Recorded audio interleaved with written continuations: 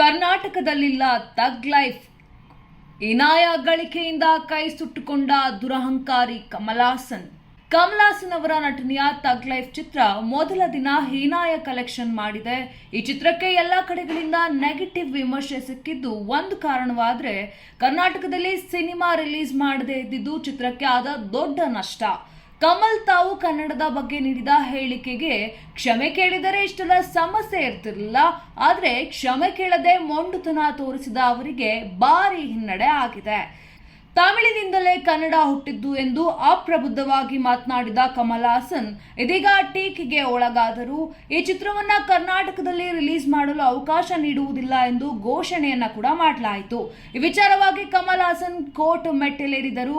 Karnataka high court Kamal ಹಾಸನ್ಗೆ ಛೀಮಾರಿ ಹಾಕಿ ಕರ್ನಾಟಕದ ಪರವೇ ಆದೇಶವನ್ನ ಕೂಡ ನೀಡಿತ್ತು. ಕರ್ನಾಟಕ ಹೊರತುಪಡಿಸಿ ಉಳಿದ ಕಡೆಗಳಲ್ಲಿ ಥಗ್ ಲೈಫ್ ಸಿನಿಮಾ ರಿಲೀಸ್ ಮಾಡೋದಾಗಿ ಅವರು ಕೋರ್ಟ್ಗೆ ಕೂಡ ತಿಳಿಸಿದ್ರು. ಇನ್ನು ಥಗ್ ಲೈಫ್ ಚಿತ್ರ ಮೊದಲ ದಿನದ ಕಲೆಕ್ಷನ್ ಕೇವಲ 17 ಕೋಟಿ ರೂಪಾಯಿ. ಈ ಮೊದಲು ರಿಲೀಸ್ ಆಗಿ ಹೀನಾಯ ಸೋಲು ಕಂಡ ಇಂಡಿಯನ್ 2 ಚಿತ್ರದ ಮೊದಲ ದಿನದ ಗಳಿಕೆಯನ್ನ ಹಿಂದಿಕ್ಕಲು ಥಗ್ ಲೈಫ್ ಸಿನಿಮಾ ಬಳಿ ಸಾಧ್ಯವಾಗಿಲ್ಲ. ಒಂದೊಮ್ಮೆ ಅವರು ಕ್ಷಮೆ ಕೇಳಿ ಸಿನಿಮಾ ಕರ್ನಾಟಕದಲ್ಲಿ ರಿಲೀಸ್ ಆಗಿದ್ರೆ ಕಲೆಕ್ಷನ್ ಇನ್ನಷ್ಟು ಏರಿಕೆ ಆಗ್ತಿತ್ತೇನೋ.